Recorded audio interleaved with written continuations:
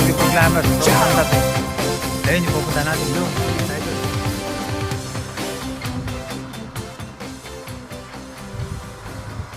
Pumunta. Akit tayo dyan. Yan, akit tayo dyan.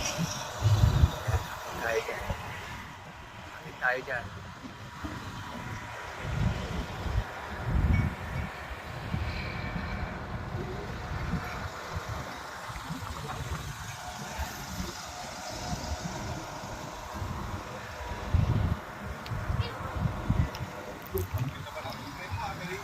Oo.